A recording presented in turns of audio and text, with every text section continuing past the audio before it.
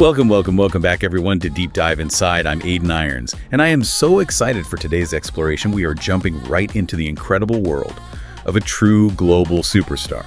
And here to help unpack it all is the always insightful Iris Adams. Hi there, it's great to be here, and hello to all of you joining us. Today, we're taking that deep dive into someone whose voice and career have just defined a generation. Adele. We're aiming to look, beyond just the hits and headlines. We want to really explore her journey from that raw talent bursting onto the scene to becoming this absolute music icon. We'll get into the music itself, the big achievements, and, her lasting impact. Okay, let's do it. Because Adele, she's more than just a singer, right? She's a whole cultural moment. Mm-hmm. Sources like biography.com, Britannica, they talk about her early days. But the thing that jumps out is just how fast it all happened. It wasn't slow and steady. It was like, boom. From a demo on MySpace, supposedly, to basically worldwide fame. That kind of speed is, it's pretty wild, isn't it? Sets the stage for everything that followed. It really does. And what's fascinating is how quickly her sound, that unique voice, and honestly, that lack of polish really cut through. The industry back then was leaning elsewhere, Right. But her early work, right from the start, showed she was more than just a voice. She was an artist.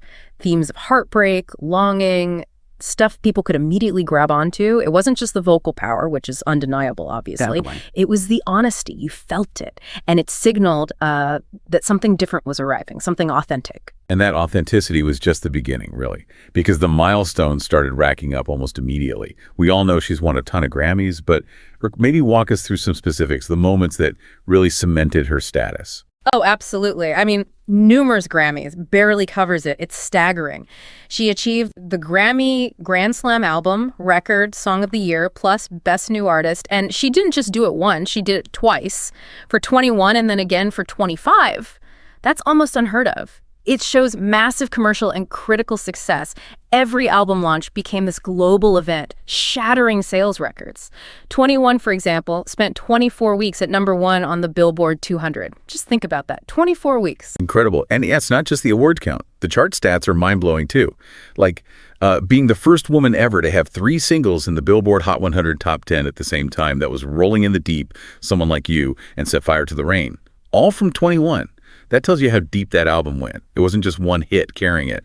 And certain moments, like that comeback performance at the Grammys after her vocal surgery, those didn't just boost her career. They kind of etched her into legend, didn't they? She wasn't just a star. She was redefining stardom. Exactly right. And the impact goes way beyond charts and trophies. Her success, especially with an album like 21, which was so rooted in traditional songwriting and raw emotion. It proved that kind of music could dominate in an era full of electronic pop. It sort of gave permission, you could say, for other artists to prioritize that vocal talent and real storytelling. She became a benchmark, showing you could have massive appeal without compromising the art. That's huge for younger artists. So true. Yeah. Okay, let's talk about the music itself then, the actual albums. When you look at her discography, what really stands out? Because it feels like more than just songs. It's like chapters of a life. That's a great way to put it. It's not a huge discography by number, but each album is so significant. You start with 19, really raw, bluesy, soulful. You hear that voice, that maturity even then. Right. Then 21 hits, the global phenomenon, just pure catharsis about heartbreak that everyone seemed to connect with. 25 comes after a break. Feels like growth, resilience, themes of motherhood, looking back. And then the most recent, 30. Super personal, diving deep into divorce, self-discovery. Very vulnerable. Each one is its own world, really. And the best sellers, we have to mention those. Oh, definitely. For singles, you absolutely have to point to Rolling in the Deep. It's iconic, a global smash, still one of her biggest. And the best-selling album, no question, it's 21. Sold over 31 million copies worldwide. I mean, that puts it in the pantheon of the best-selling albums ever, period. 31 million, wow. And that kind of quality, that personal connection, it leads directly to these just unbelievable sales numbers. Sources like Chartmasters break it down, and the dominance is clear, but it's how she achieves it, right? In today's fragmented music world, it's not just big numbers, it's consistently massive numbers.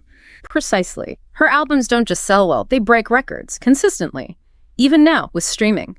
21, like we said, dominated charts globally for longer than almost anything this century.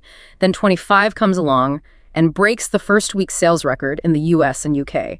Over 3.3 million in the US in week 1. It's staggering.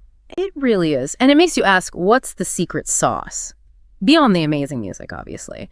It seems to be this mix of tapping into universal feelings and, well, a really smart release strategy. She builds this incredible anticipation. Each album feels like an event. Yeah, that anticipation is key. It's not accidental. It reflects a real deep connection with an audience that's just hungry for what she does. So what is it about the songs themselves? What creates that deep connection you mentioned? Because it feels like more than just good pop songs. It absolutely is. It's that emotional connection, as some sources put it. The themes are universal. Think about someone like you.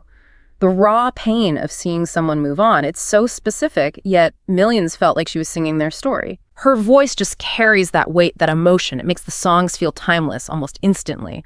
Or take Hello from 25, huge song. But it's about regret, trying to reconnect themes we all grapple with.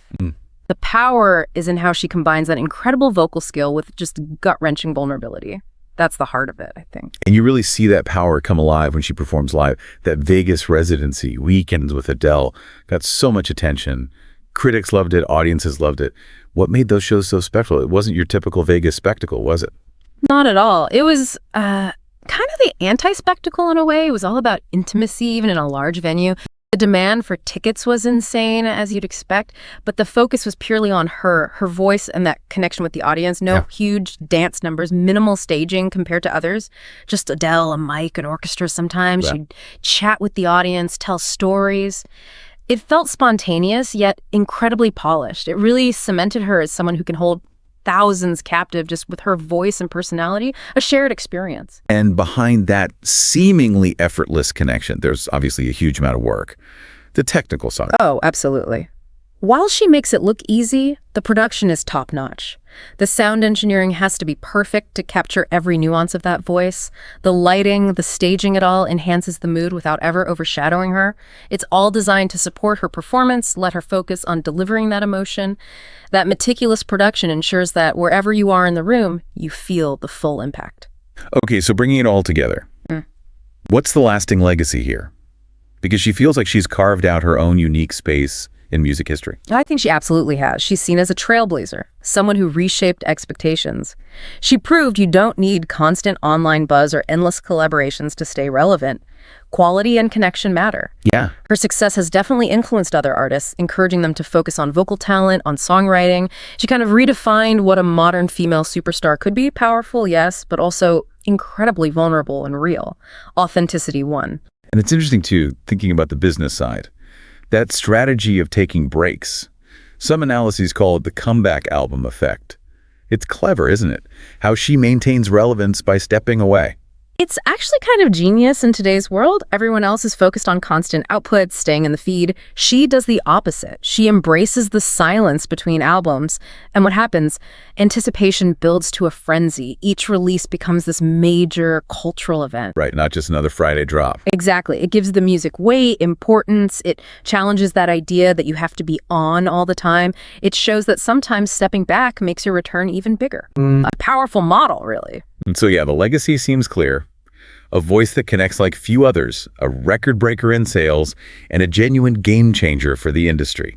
She really has defined what it means to be a global icon in this century. Wow. What a career to dive into.